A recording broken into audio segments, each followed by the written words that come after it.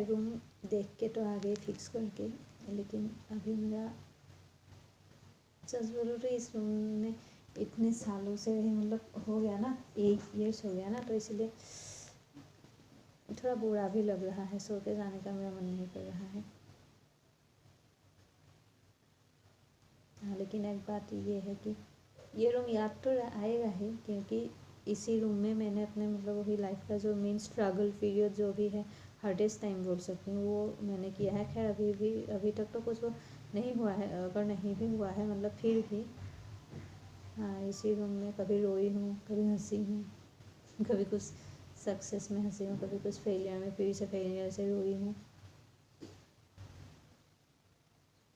लेकिन हाँ, इस रूम में मैंने बहुत सीख मिला है मुझे। इसी रूम में रह के मेरा मतलब वो बहुत चेंजेस आया है मेरे पर्सनैलिटी में, जो भी हो। इसीलिए ये रूम खास ही रहेगा। इससे पहले भी मेरा हुआ था, जो पहले वाला रूम में छोड़ के आई थी ना, रूम ठीक तो कर लिया, हाँ चलो ठीक है शिफ्ट करूँगी, लेकिन शिफ्ट करने से एक दिन पहले से मुझे इतना बुरा लग रहा था, इतना बुरा लग रहा था, मैं बहुत रो रही थी इसमें लेकिन इस बार नहीं रहूँगी। हाँ, क्या पता मतलब वहीं जाके मेरा कुछ अच्छा वाला शुरू हो जाए। लेकिन यहाँ पे मैंने इतना कोशिश किया, इतना कोशिश करने के बाद भी कुछ नहीं हुआ, और वो भी इतना करीब करीब करीब जा के हर बार में मुझे वो मिला है। तो देखते हैं, शायद वहीं उसी में कुछ है। एक्सपेक्टेशंस तो नहीं है, लेकिन बस वही होप है कि शायद कुछ हो जाए। देखते हैं, जो भी होगा भगवान का हिस्सा। नेक्स्ट डे मैंने सुबह से कुछ भी वीडियो शूट नहीं की।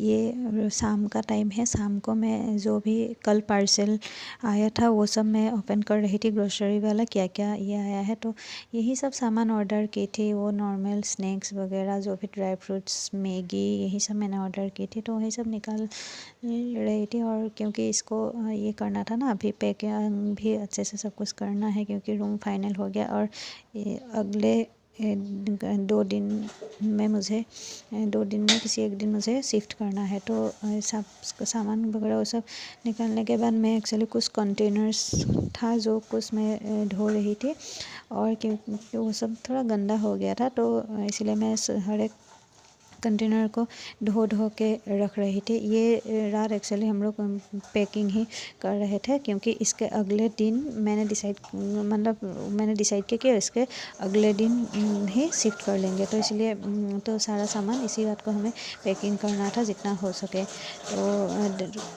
इसलिए मैं यहाँ पे ये सब कुछ कंटेनर्स वगैरह धो के फिर मेरा हाथ इतना गंदा हो गया था, तो मैं हाथ को मतलब इतना रगड़ रगड़ के मुझे धोना पड़ रहा था।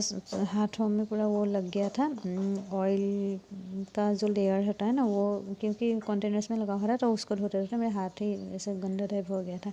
तो वो सब धो लिया, तो धो लेने के बाद फिर मैं बाकी जो भी सामान वगैरह था वो सब पैकिंग करने में लग गई थी। और भाई ने भी मेरा काफ़ी हेल्प किया इसमें। अगर वो नहीं होता तो मुझे पता नहीं कितना वो टाइम लग जाता करने में।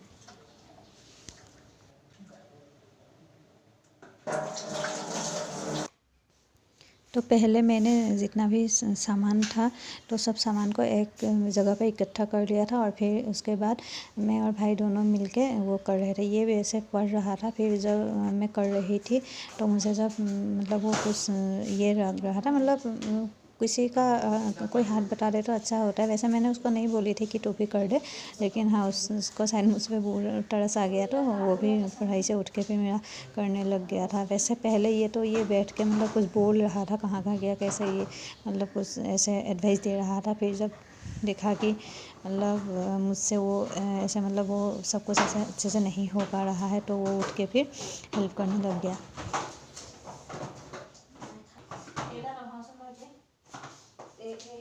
हमें उस दिन काफ़ी टाइम लग गया था सारा सामान वो पैक करने में, क्योंकि मेरे पास बाकी सब सामान तो अच्छे से हो गया था, मतलब बुक्स और कपड़ा जो है, लेकिन मुझे सबसे ज़्यादा दिक्कत हुआ था किचन का सामान पैक करने में, क्योंकि मैं ज़्यादा प्लास्टिक का कंटेनर्स वगैरह यूज़ नहीं करती हूँ। मेरे पास मैं ज़्यादा से ज़्यादा होता है मतलब शीशे का कंटेनर है, तो वो शीशे का कंटेनर से रखने के लिए इतना मतलब हम लोग को तकलीफ़ हो रहा था ना। खैर मेरा एक वेस्ट सामान काम आ गया था। मैं क्या होता था कि जो भी कुछ पार्सल आता था उसमें ऐसा जो एक प्लास्टिक आता था ना जिसमें वो बबल्स जैसा रहता है, तो वो ना फेंकती नहीं थी, और बहुत लोगों को मन करता है उसको फोड़ने का, मैं उसको फोड़ती भी नहीं थी, ऐसे ही रख देती थी। तो फाइनली जितने भी ऐसे पेपर्स थे उसमें मतलब लपेट के हम लोगों ने शीशे का जितना भी कंटेनर्स वगैरह, कप्स, और शीशे का कंटेनर्स ही नहीं बाकी जो कप्स वगैरह था वो सब भी अच्छे से हम लोग रख पाए।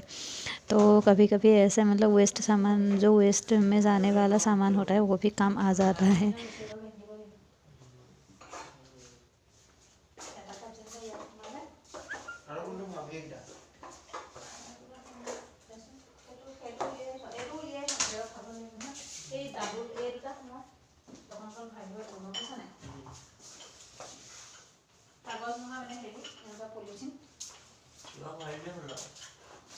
ইমান ধুনীয়া লাগিছে দেখিবলৈ কালাৰ কম্বিনেশ্যনটো।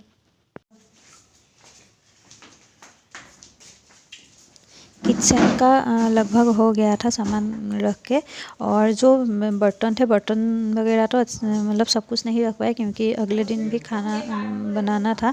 तो जो सामान चाहिए बेसिक सामान हम लोगों ने ऐसे रख दिया था कि ताकि नेक्स्ट डे भी हम लोग यूज़ कर पाए, और बाकी का जो भी है वो अच्छे से हम लोगों ने पैक कर दिया था ताकि अगले मतलब अच्छे से उसको मतलब फाइनली मतलब वो ले जा पाए, बार बार खोलना ना पड़े। फिर वो किचन का काम करके मैं आ गई थी कपड़ों को समेटने के लिए, वो फिर यहाँ पे मैं कपड़े पैक करने के लिए लग गई थी।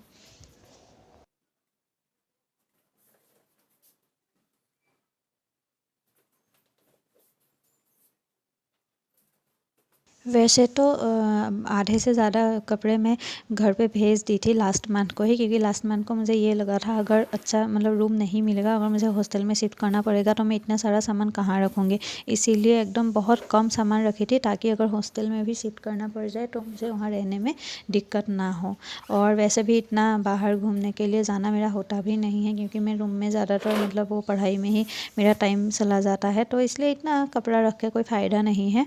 मैं इतना मतलब वो इतना मेरा वही इतना फ्रेंड्स भी नहीं है यहाँ पे, और जो भी मतलब एक दो फ्रेंड्स है वो लोग भी यही प्रिपरेशन कर रहे हैं, तो इसीलिए हम लोग उतना घूमते फिरते नहीं हैं, बस फ़ोन पे ही बात हो जाता है। तो इसलिए मतलब इतने कपड़ा इतना ये सब एक्सेसरीज़ का मुझे ज़रूरत यहाँ पे नहीं पड़ता था। खैर लड़की का तो होता ही है ना, मतलब अगर यूज़ ना भी हो तो भी एक ख़रीदने का वो होता है, तो इसीलिए ऐसे ख़रीद के मतलब काफ़ी ज़्यादा सामान हो गया था। तो इसीलिए मैंने क्या वो जितने भी मतलब कपड़े और कुछ बैग्स चप्पल वगैरह थे कुछ मैं घर भेज दी थी। और अगर देखते हैं अगर अच्छा सा मतलब रूम मिल मतलब बाद में, खैर अभी जो रूम मिला है वो तो अच्छा ही मिला है, उसमें काफ़ी स्पेस भी है, लेकिन फिर भी देखते हैं ज़रूरत के हिसाब से, अगर बाद में लाना पड़ेगा फिर से ले आएंगे। और नहीं तो अब से मैं कोशिश करूँगी कि बहुत कम सामान में ही गुजारा कर पाऊँ, क्योंकि बाप रे बाप जब रूम शिफ्ट करने का नोटिस आता है तो इतना टेंशन होता है, इतना टेंशन होता है। और मेरे साथ क्या हुआ, मुझे जब लैंडलॉर्ड ने नोटिस दिया तब मेरा अगले महीने एक मेंस का एग्ज़ाम था। तो मतलब आप लोग सोच सकते हैं एक मेंस एग्जामिनेशन से पहले ये सब है टेंशन लेना कितना मतलब वो होता है। मैं बोलने का मैं बढ़ती रहती थी, फिर बीच में ये आ जाता था कि क्या करूँगी, मतलब कैसे क्या मैनेज करूँगी। खैर मैंने भैया से बोल दी थी कि भैया ने एक्चुअली मुझे दिसंबर फर्स्ट वीक में ही शिफ्ट करने के लिए बोला था, लेकिन मैंने बोली कि दिसंबर में मेरा एग्ज़ाम है तो मैं दिसंबर में शिफ्ट नहीं कर पाऊँगी। फिर दिसंबर महीना चला गया, जब दिसंबर लास्ट में मैं दिसंबर में मुझे रूम नहीं मिला लास्ट तक जनवरी में शिफ्ट करने के लिए, फिर भैया ने फिर से जनवरी तक का भी एक्सटेंड कर दिया। अब मैंने फिर फाइनली शिफ्ट किया फरवरी में, और फिर इस पैकिंग करके हम लोग खाना खाया, डिनर किया, और डिनर करने के बाद हम लोग सो गए थे। काफ़ी